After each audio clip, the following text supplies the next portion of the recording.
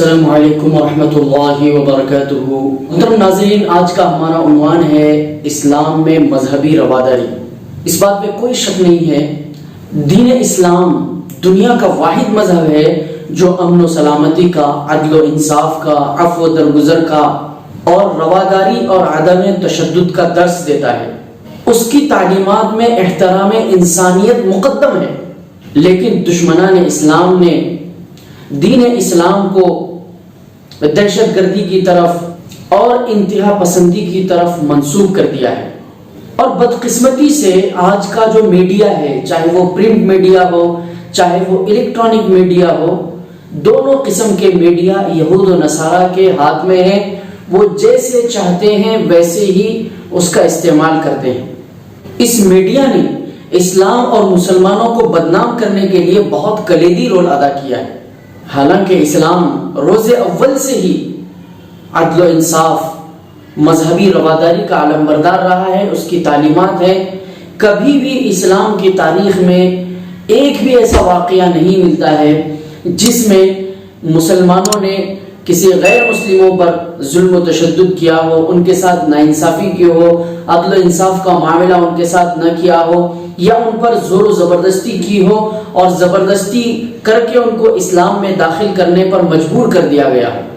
تاریخ اسلام میں ایک بھی آپ کو ایسا واقعہ نہیں ملے گا، کیونکہ دین اسلام میں اس کی کوئی گنجائش ہے ہی نہیں۔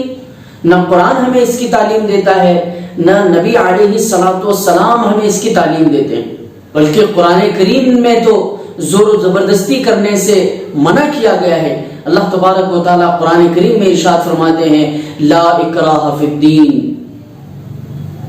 کہ دین میں کوئی زور زبردستی نہیں ہے۔ جو خوش دلی سے آئے، جس کو اللہ تعالیٰ ہدایت دے، جس کو قرآن کا پیغام سمجھ میں آ جائے، جس کو نبی علیہ الصلوۃ والسلام کی تعلیمات پر یقین اور اطمینان ہو جائے، ایسے انسان کے لیے دین اسلام میں استقبال ہے۔ وہ اپنی مرضی سے، اپنی خوشی سے اسلام میں داخل ہو سکتا ہے، لیکن کسی مسلمان کو اس بات کا ہرگز حق نہیں ہے کہ وہ کسی غیر مسلم پر جو ان کے ماتحت ہیں ان کو زور زبردستی اسلام میں داخل کرے۔ اللہ تعالیٰ نے اس کو سختی کے ساتھ منع کیا ہے۔ اور ایک جگہ اللہ تبارک و تعالیٰ ارشاد فرماتے ہیں، قُلِ الْحَقُّ مِنْ رَبِّكُمْ فَمَنْ شَاءَ فَلْيُؤْمِنْ وَمَنْ شَاءَ فَلْيَكْفُرْ۔ یعنی اے نبی آپ کہہ دیجیے کہ یہ حق آپ کے رب کی جانب سے ہے، اب جس کا جی چاہے مان لے اور جس کا جی چاہے انکار کرے۔ تو اس آیت سے واضح طور پر معلوم ہوتا ہے کہ اسلام، دین اسلام میں کسی پر زور و زبردستی نہیں ہے۔ اس سے بڑھ کر یہ ہے کہ اسلام نے دوسرے مذہب کو برا بھلا کہنے سے بھی منع کیا ہے۔ اللہ تعالیٰ قرآن کریم میں ارشاد فرماتے ہیں، وَلَا تَسُبُّوا الَّذِينَ يَدْعُونَ مِن دُونِ اللَّهِ فَيَسُبُّوا اللَّهَ عَدْوًا بِغَيْرِ عِلْمٍ۔ اللہ کے علاوہ جن معبودوں کو وہ لوگ پکارتے ہیں انہیں گالیاں مت دو، کہیں ایسا نہ ہو کہ وہ اپنی جہالت کی وجہ سے اللہ کو گالیاں دینے لگ جائیں۔ تو اس سے صاف واضح ہو جاتا ہے کہ اسلام میں زور زبردستی بھی نہیں ہے، بلکہ اسلام میں عفو و درگزر کا اور ہمدردی کا، بھائی چارگی کا درس دیا گیا ہے، اور مذہبی رواداری کو ملحوظ رکھا گیا ہے۔ لوگوں کو، یعنی خاص طور پر مسلمانوں کو، دوسرے مذہب کے لوگوں کو برا بھلا کہنے یا دوسرے مذہب کے اوپر انگلی اٹھانے کی بھی اجازت نہیں دی گئی۔ اگر اسلام میں زور زبردستی ہوتی، اسلام میں اگر عفو و درگزر کی اہمیت نہ ہوتی، اسلام میں مذہبی رواداری کی اہمیت نہ ہوتی، تو فتح مکہ کے موقع پر نبی علیہ الصلوۃ والسلام سارے مکے والوں کو زبردستی اسلام میں داخل کراتے۔ کسی بھی مشرکین مکہ کو بخشا نہیں جاتا، کیونکہ یہ دنیا کی سب سے بڑی فتح تھی، فتح مکہ۔ لیکن آپ صلی اللہ علیہ وسلم نے اس دن عمومی معافی کا اعلان کر دیا، عفو و درگزر کا اعلان کر دیا، کسی کے ساتھ زور و زبردستی نہیں کی، کسی کو تلوار کی نوک سے اسلام میں داخل ہونے پر مجبور نہیں کیا، بلکہ آپ صلی اللہ علیہ وسلم نے اعلان کر دیا، لا تثریب علیکم اليوم وانتم الطلقاء، آج تم پر کوئی زور و زبردستی نہیں ہے، آج تم سب لوگ آزاد ہو۔ آپ صلی اللہ علیہ وسلم کے بعد خلفائے راشدین نے بھی غیر مسلموں کے حقوق کی اور ان کی حفاظت کے سلسلے میں باضابطہ معاہدے طے کیے، باضابطہ فرمان جاری کیے، جو آج بھی تاریخ کی کتابوں میں موجود ہیں۔ غیر مسلم مورخوں نے بھی اس بات کا اعتراف کیا ہے کہ دنیا کا ایک واحد مذہب دین اسلام ہے جس کے اندر مذہبی رواداری کا بہت لحاظ رکھا گیا ہے، جس میں عدل و انصاف کو بڑی اہمیت دی گئی ہے، جس میں عفو و درگزر کرنے کو نیکی اور ثواب کا ذریعہ بتلایا گیا ہے۔ خلیفہ اول حضرت ابوبکر صدیق رضی اللہ تعالیٰ عنہ نے جب ملک شام کی طرف اسلامی لشکر روانہ کیا تو آپ نے 10 نصیحتیں فرمائی، جن میں سے جو اہم نصیحتیں ہیں وہ یہ ہیں کہ عورتیں، بوڑھے اور بچوں کو قتل نہ کیا جائے، غیر مسلموں کی عبادت گاہوں کو نقصان نہ پہنچایا جائے، کوئی پھلدار درخت نہ کاٹا جائے، جانوروں کو ہلاک نہ کیا جائے، جو لوگ اطاعت کریں گے ان کے جان اور مال کی حفاظت کی جائے، مال غنیمت میں خیانت نہ کی جائے۔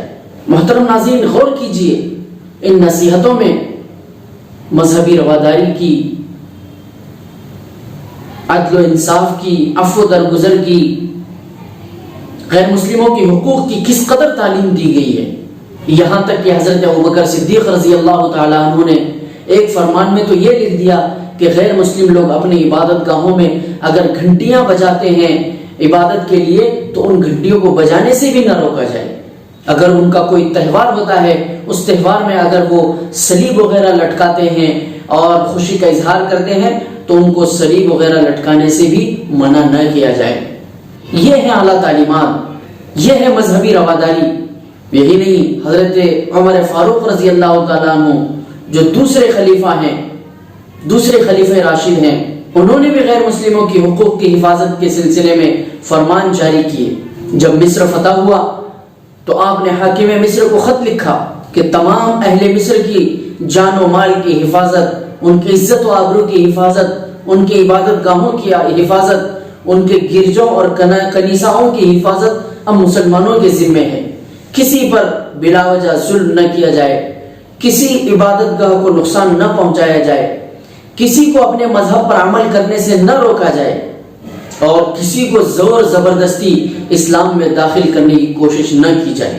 اس طرح کے سینکڑوں واقعات آپ کو تاریخ کی کتابوں میں ملیں گے جنہیں اسلام میں مذہبی رواداری کی بڑی اہمیت ہے۔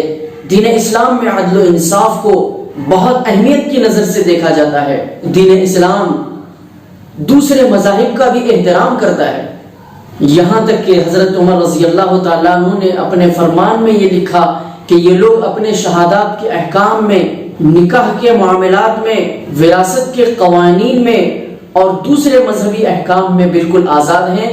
ان کے لیے کوئی ضروری نہیں ہے، ان کے اوپر زور زبردستی نہ کی جائے کہ وہ اسلام کے احکامات کے مطابق ہی فیصلے کریں۔